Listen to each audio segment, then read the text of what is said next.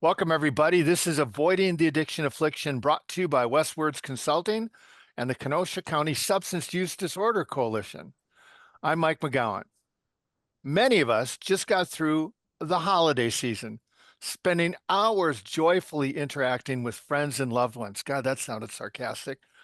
But just a casual glance at social media tells you that not everything everywhere is tinsel and Christmas cookies in every household. We're going to discuss getting and staying healthy when surrounded by disease, disinformation, and dysfunction with our favorite returning guest, Guida Brown. Guida is the principal for Guided by Guida and serves as a community relations consultant for US Drug Testing Laboratories in Des Plaines, Illinois. She has been an adjunct faculty member for Carthage College, University of Wisconsin Parkside, Concordia University, and Gateway Technical College. Guida is also certified by the state of Wisconsin as a substance abuse counselor, a fetal alcohol spectrum disorder trainer, and an intoxicated driver program assessor. She is also a Kenosha, Wisconsin County Board Supervisor. Welcome back, Guida.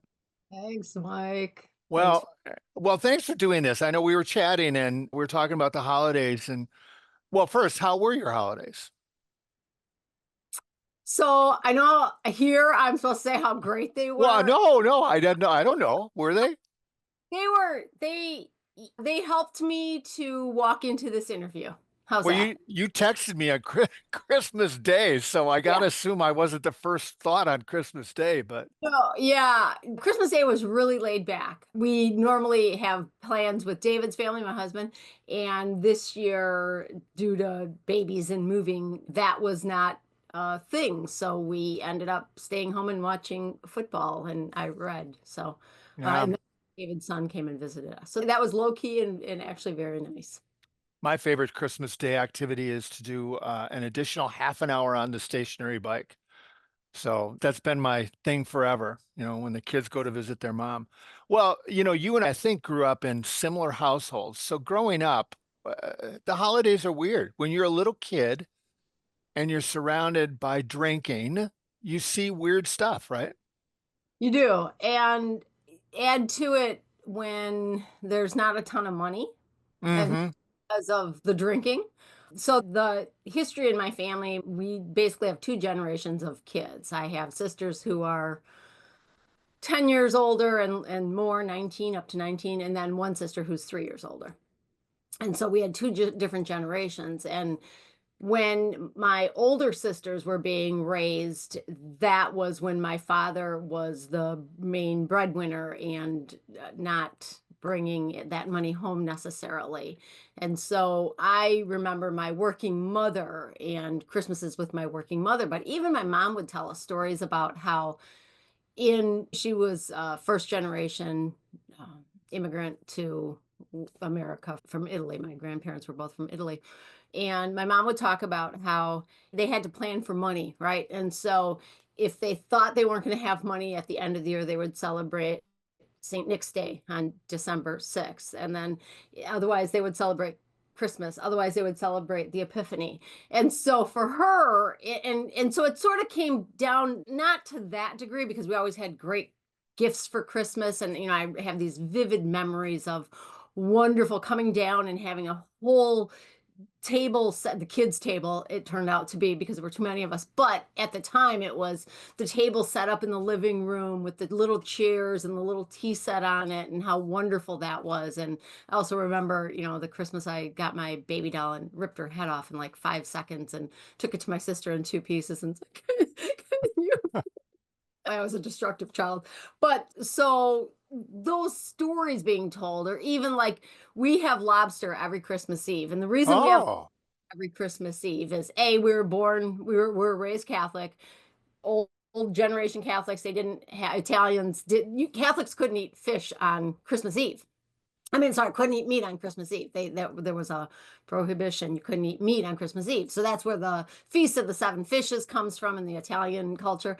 But when my older sisters were little, my mom had to feed them tuna fish and macaroni and cheese because there was no money to buy good stuff. And so as my mom became the breadwinner, she bought us lobster and shrimp and said, never again. So I always use this. My sister and I argue. My sister hosts Christmas Eve, and we argue every year. And sometimes that argument starts as early as August as to whether or not we're going to have lobster. And I buy the lobster. I don't prepare it, but I buy it. And so I'm like, oh, well, good. Let's get this conversation out of the way so we don't have to fight in, November about whether or not we're having lobster, because I just insist that tradition carry on, because that was so much of my growing up, was my mom saying, never again. I'm not going to live like this again. That's so similar. I've told my kids, and I just had a discussion with my son last night. We were talking about Quick Trip corn dogs. And I said, I've never had a corn dog in my life, and I will not eat hot dogs. And he looks at me. I don't know if he didn't remember this or whatever, but that was the meat we could afford, if we could afford meat. And so once I got to where I lived by myself, I said, I'll never eat a hot dog again. And I haven't. And it's that thing, right? It's a mental thing where, I'm not going back to where we used to be. Right. Yep. Well, you said your mom was a breadwinner. Where was your dad in all this? You know, in my childhood brain, I feel as though, and this is my argument about inpatient treatment. I feel like my father was inpatient treatment every 60 days, like, 28 days in, 32 days out, 28 days in, 32 days out. I know it wasn't that often, but it was pretty often. And he died in active addiction. He ended up with cancer, died young. I was only Mhm. 22 years old. Well, you Um, shared, I think it was on Christmas, your text, you shared with me something I hadn't heard before, which is one of your memories is him leaning up against a tree or knocking it over. knocking a tree over. Sorry. That was part of our traditions. Not dad knocking the Christmas tree over, but when you think about this now, right? So we would have a live tree, and we would always decorate the live tree on Christmas Eve. Think that through now, right? In your adult brain, it's because that's when you could get a tree for cheap or free. Absolutely. Right. But in my childhood brain, it was like that again, that was the That's the tradition. tradition. And so eventually we ended up with an artificial tree. And yeah, dad spent a lot of time intoxicated, and especially around the holidays, because my mom would not have liquor in the house. My father he drank beer, and that was, he's got to have beer. He's going to go into withdrawal. So my mother would allow beer. And again, this is another in my pea brain as a child. I never realized my father was drunk 100% of the time. Yeah. 100% of the time. And I didn't know it, because you knew regular dad and drunk dad. And drunk dad was, anytime he had brandy was his liquor of choice. And anytime he had brandy, all bets were off. But he was always drunk. And so as I started in the field and I was like, oh my gosh, of Yep. course. It was, you add the brandy. And so my mom knew that instinctively. I'm sure she didn't understand the biological aspect of it, but she knew it instinctively. So he always had beer in the house. He was always allowed to drink beer, when he wasn't supposed to be in recovery, but he was not allowed to have the hard liquor at holidays. The hard liquor was more readily available. And so, yeah, when your dad just fell into the tree and knocked it over, and again, money, we taped it with duct tape.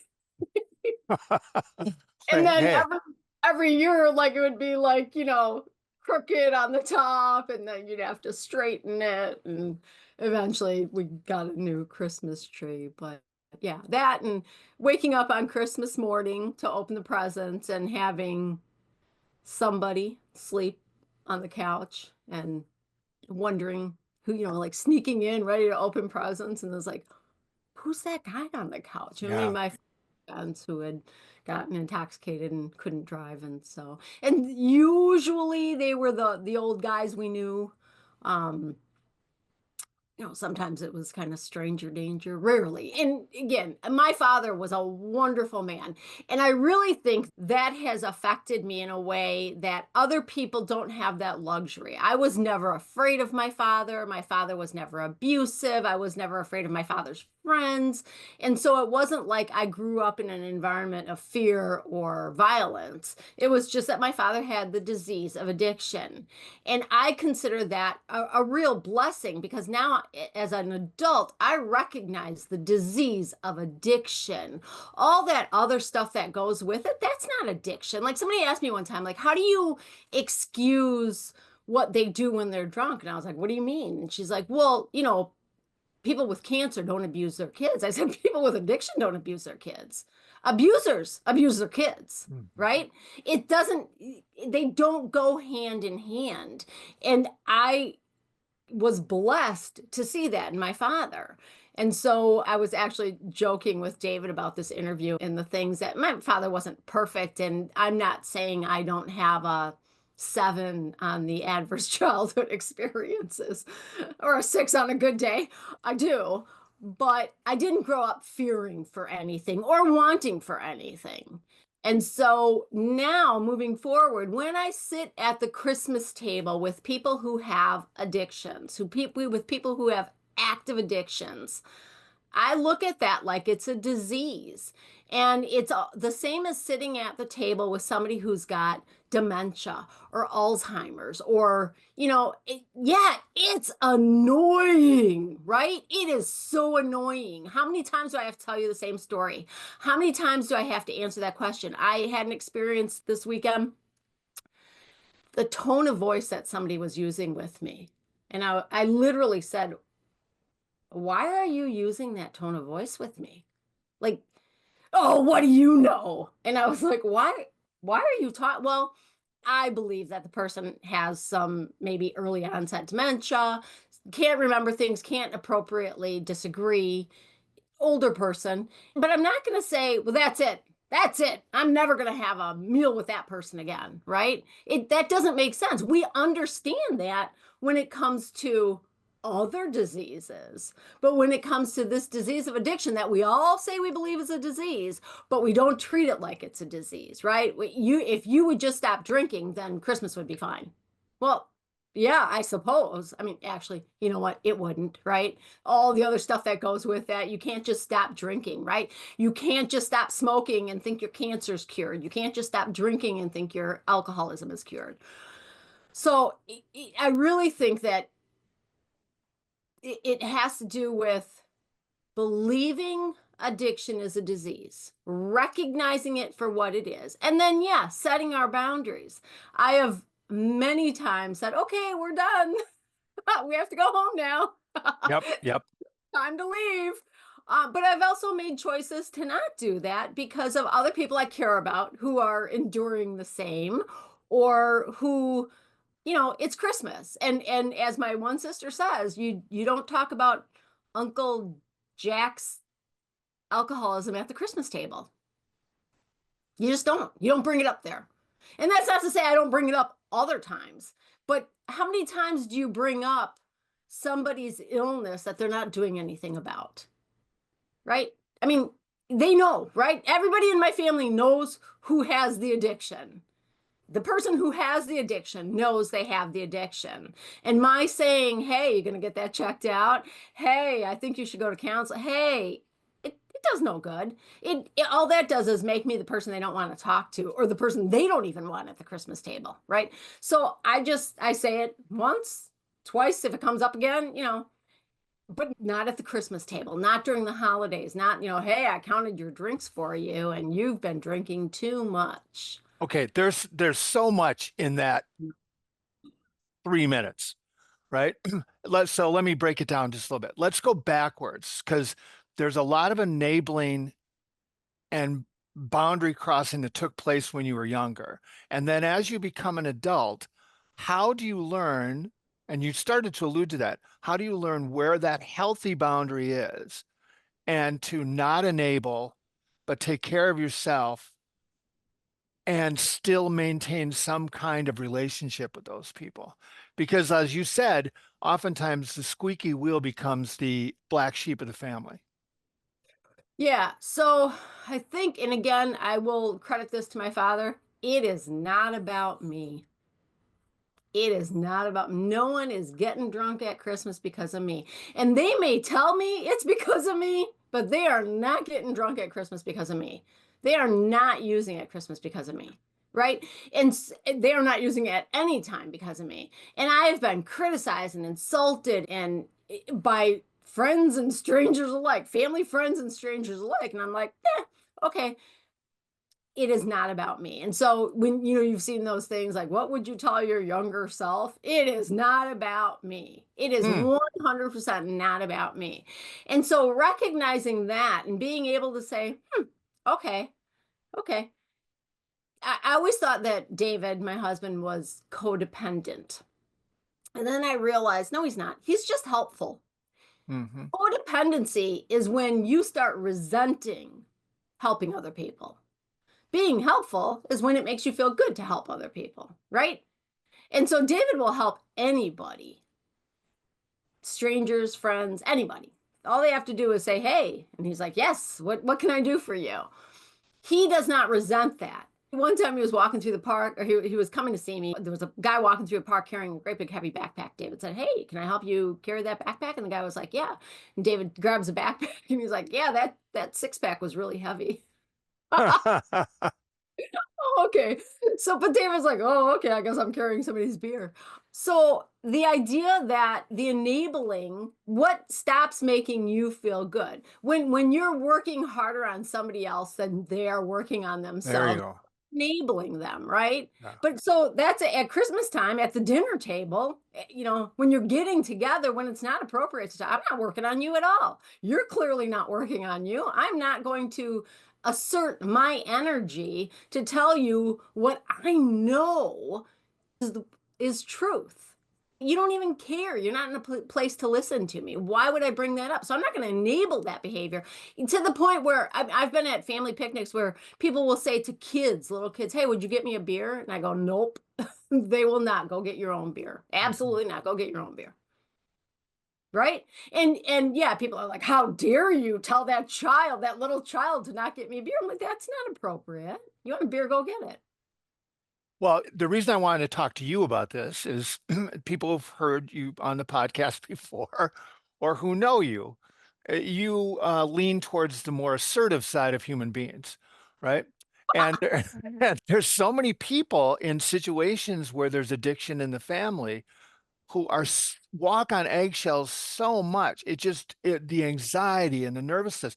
They don't say anything to getting the beer, to everything else, and you go the other direction. It's like, you're very blunt in that way. And that's not an unhealthy way to live either. And that doesn't mean you love them any less. No, and people all the time are like, oh, you're so mean. Oh, you're so blah. And I'm like, I can sleep at night. Yeah. I Isn't it can, interesting how they define that as yeah. mean? Mean? Okay, what was mean about saying you can get your own beer? And I say, no, I'm honest. I'm honest. Yeah. Yeah. I'm honest. And I think it's really important what we model for kids, for other people. I think about that all the time. Like, who do I want my grandchildren to see? Who do I want them to grow up to become? I don't want them to be in a codependent relationship where they're enabling bad behavior. I want them to see somebody who says, hey, that's not appropriate. Don't talk to me in that tone of voice. Get your own beer. Time for us to go. This stopped being fun 5 minutes ago. It's time for us to go. Yeah. And what's wrong with that? Nothing, right? No, right. No. And so I have a friend, we talked about this. She said, I don't think it's appropriate to ever cancel Christmas, right? People are like, Christmas is canceled. Dad's drunk again. Christmas is canceled. And it's like, Christmas isn't canceled. All you're doing is ruining your life because of this person's behavior. Christmas isn't canceled. Set your boundaries. Do and she told me, Mike, I love this story. She was having dinner, Christmas dinner, with friends and family and family adjacent. And one of the family adjacent members had addiction and was nodding off in the mashed potatoes to the point where people were like pushing her head up, pulling her back by her hair. Yeah. And they're all eating, and it's uncomfortable, right? It is horribly, horribly uncomfortable. So at some point, they take her to the ER. And the ER, they pump her stomach, they do whatever. She comes back to the table and they have dessert. Oh my God. I love that story. I love that story. I'm like, why not? Why not? It is not about you. She's sick. Yeah. When somebody's sick, you help them. You help them get treatment. And if they choose not to get treatment, how many people do you know who continue to smoke cigarettes? How many people do you know who have type 2 diabetes and aren't managing their diet well? How many people do you know who have asthma, who do things that, all of that stuff? We don't shun them. We don't cancel holidays because of them. We figure out how we can endure that. And honestly, I mean, to me, I love traditions. I love the holidays. I love that it is the one time we're supposed to be decent to one another. So be decent. Be Yeah. decent. Well, okay, let me go there because I think that when you talk about I'm not having fun anymore, I stopped 5 minutes ago, let's go. I hang around with, because of the nature of our work, people who work with other people, whether it be teachers, social workers, counselors. That's my biggest friend group. I cannot believe the number of stories I've heard over the years of those people who are disrespected openly at family functions about what they do for a living, who they are as people. You don't work that hard. You're only working this. You get paid too much. Who does that? So at what point does that disrespect then cross the line? You're like, well, okay, I know this is Christmas, Thanksgiving, whatever, but I'm out of here. See, okay. I would ask, when those conversations start, what does the other person do? Because most of us just shrink into ourselves, right? Yes, right. Oh, I go, why are you talking to me like that? Did you think that was a good tone of voice to use with me? You think that's an appropriate question to ask somebody? It's not about me. It's about you. It's about you being inappropriate. It's about you being jealous. It's about you being rude. It's about you. It's not about my choices. And so I am not going to be defensive about my choices. And I think that's what happens. I think so often we get defensive, or we get, that low self-esteem that we all grew up with just rises up in a balloon above us, and we're like, all right, that's it. And then we pout and we cry, and especially family, right? I can be a 10-year-old with my family like that. It amazes me.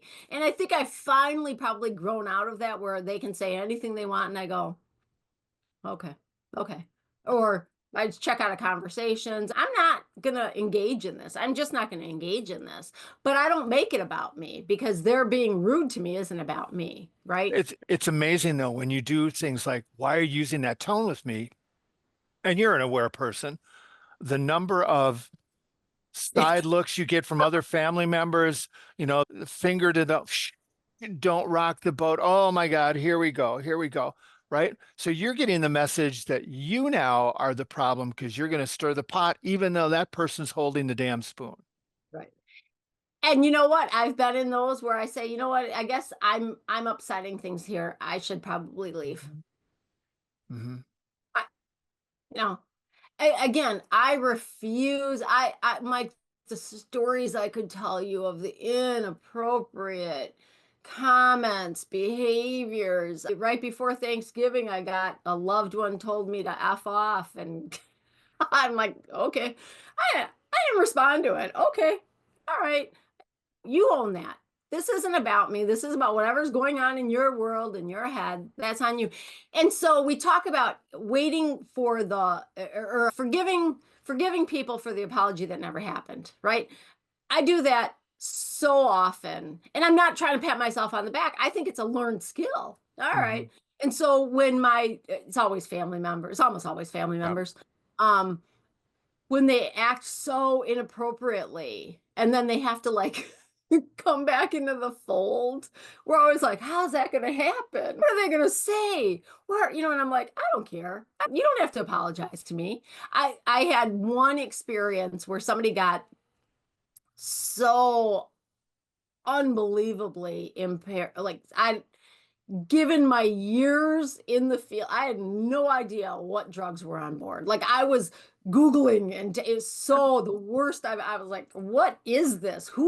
What is this? Because this is not just drinking. This is not just, and literally like Googling what mixing alcohol with this drug and really inappropriate behavior, really, just explosive, bad, awful. And then that person came back into the fold and said, I don't even know how it opened. I'm sorry, or hey, I miss you. I think that's what it was. And, I don't want to rehash what happened. And I said, I don't want to rehash what happened either, but no one should ever get as shit-faced as you are. Mhm. And she said, I know. And that was the end of it. I, again, we address it. I'm not going to pretend you didn't act like that. I'm not going to pretend I'm the problem because you got intoxicated, high, whatever, you went off the rails. I'm not going to pretend it's me. I'm going to acknowledge it's you. And I think, Mike, because I have the professional capacity to recognize that. And I think that's the thing that's missing too, because so many of our family members don't have the professional capacity that they think, oh, it's you because you're the one bringing it up. No, it's not me. I'm the one bringing it up because I'm an expert. I'm an expert. And the fact that you would deny my expertise tells me the problem is you. Yeah. Well, you know what? I just had this happen. Okay. I just had an aha. I was driving my car with my son, Colin, who's 20 something years old, right? And I was taking him somewhere. This is like 4 weeks ago. And he turns to me and he goes, your car always sound like that? And I looked, what do you mean? That noise in the front end. What front end? Your right front. I said, I drive a lot. I guess I'm unaware of it, right? I just drive the freaking car. He knows about cars because it's a passion of his. I took my car in, and sure enough, I needed 4 new tires. That car tire was cupping. He knew, right? Well, okay. We do that with cars. We do that with heating. We do that with electricity. We do that with cooking. Why don't we do it with disease? I say that all the time. Like, if you ever went to a doctor and the doctor said, you have cancer, and you said, no, Yeah, I don't know. yeah, I think you're wrong. I know what cancer looks like. My dad had cancer. I don't have that. Right? Right? That doesn't even make any sense. No. Or if you go to a doctor and the doctor says, yeah, I think you have cancer, you might want to cut down on smoking, which is what so many people in the field of addictions do. Yeah. You have a mild substance use disorder, you might want to cut back on your drinking. Right? We would find a new doctor.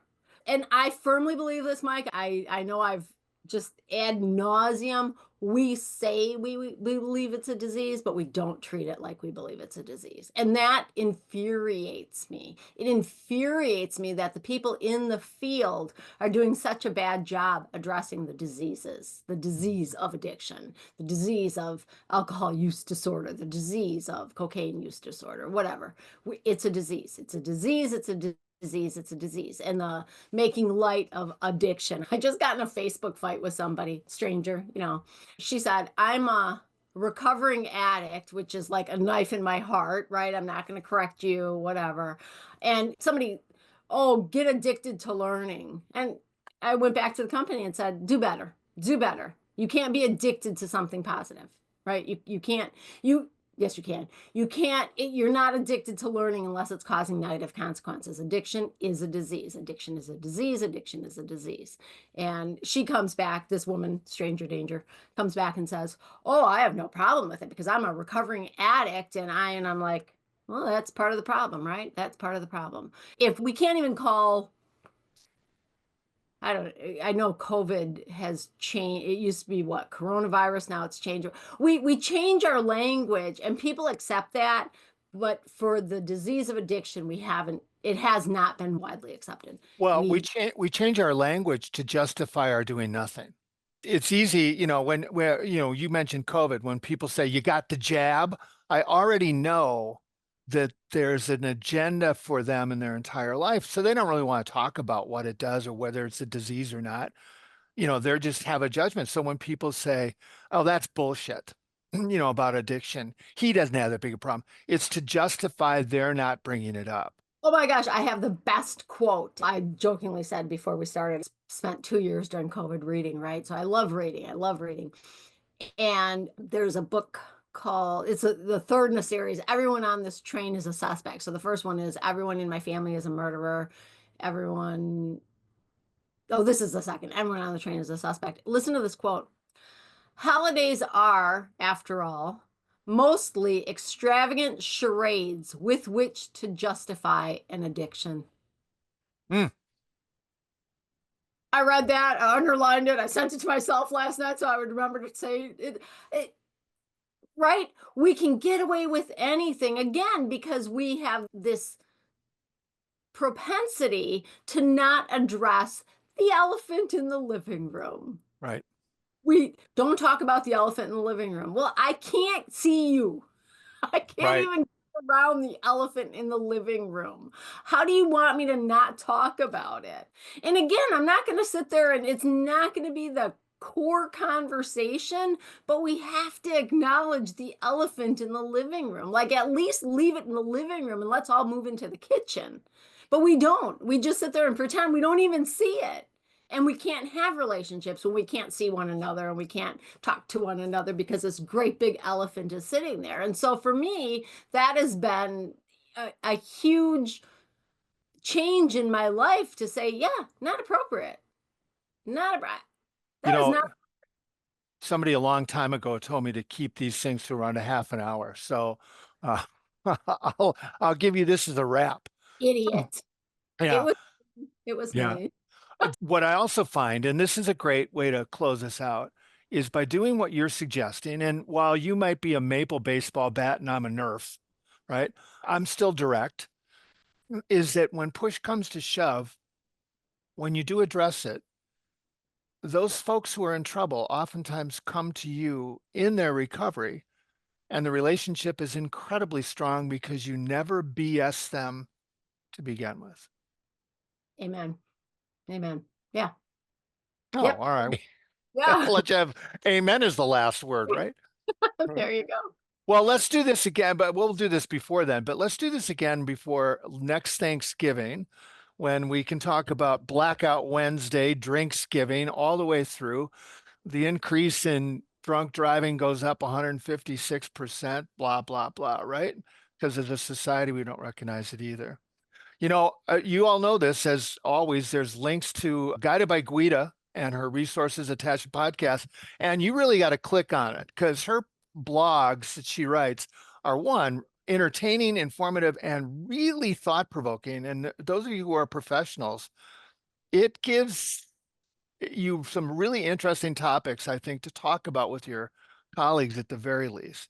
Thanks so much for sharing the personal side of you today, Guida. We hope all of you can join us anytime you're able. Until then, stay safe, stay healthy, and I don't know, pick a new family.